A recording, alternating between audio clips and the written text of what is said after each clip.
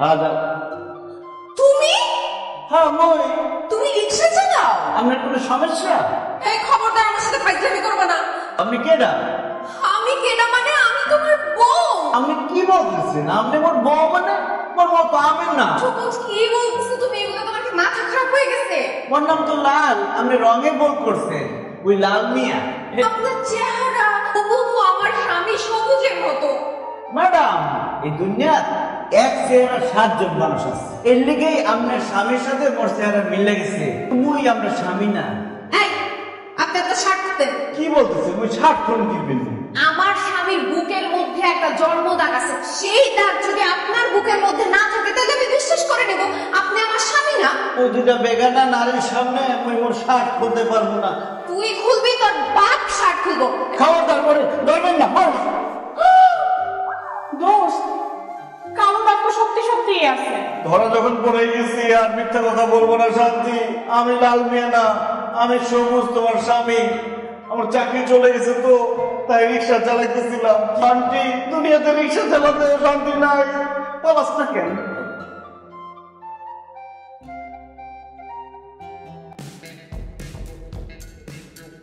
একদম নামাজ পড়বি না। আজকে আমার হাত থেকে তোরা কেউ বাঁচাইতে পারবে না। আমি তোমার বয়ফ্রেন্ড, তুমি আমাকে পেছন থেকে গলা চেপে ধরছো কেন? গলা চেপে ধরছি তোরে মাইরা ফেলার জন্য। তুমি আমাকে মারবা কেন? আমি কি করছি? কালকে সারাদিন আমার সাথে দেখা করে নাই, রাত্রে আমাকে একটা ফোন দেয় নাই। কারণটা কি বলো তো? কালকে অফিসের কাজের অনেক প্রেশার ছিল, এই জন্য তোমার সাথে দেখা করতে পারি নাই। একদম মিথ্যে কথা বলবা না। ইসরে, তখন সিঙ্গেল ছিলাম, তখন দেখতাম যে আমার বন্ধুরা প্রেম করতো, গার্লফ্রেন্ড নিয়ে ঘুরে বেড়াইতো। তখন আমি মনে মনে ভাবতাম আমি যদি একটা প্রেম করতে পারতাম তাইলে মনে হয় আমার জীবনে শান্তি আসতো। সিঙ্গেল লাইফেও শান্তি নাই, প্রেম করলাম তাতেও শান্তি নাই। আমি একটু শান্তি চাই। ঠিক আছে সবুজ, তুমি যেহেতু জীবনে শান্তি চাও আমাকে বিয়ে করে ফেলো।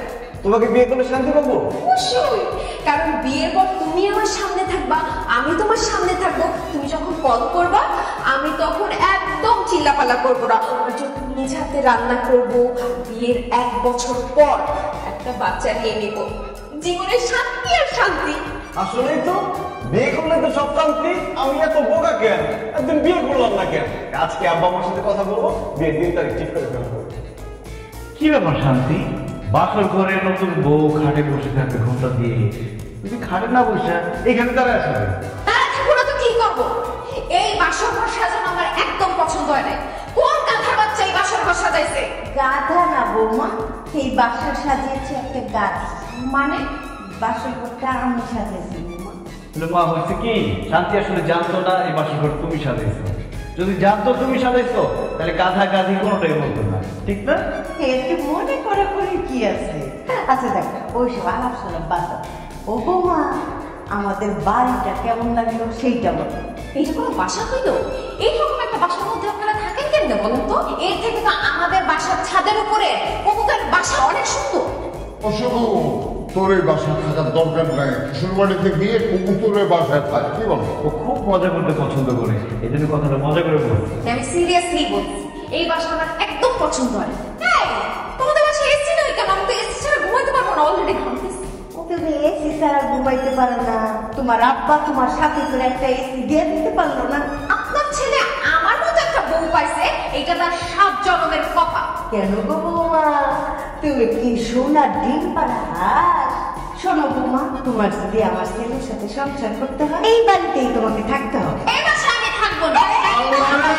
শান্তির জন্য বিয়ে করতে বাসর ঘরের শান্তি নাই। তোমার কপালে শান্তি নাই বাবা। থাকো বাবা, শান্তির দেবী ঘরে নিয়ে আসছো, খুব শান্তিতে থাকো। শান্তি, চলো আমরা শান্তি মতো বাসর করি। আয়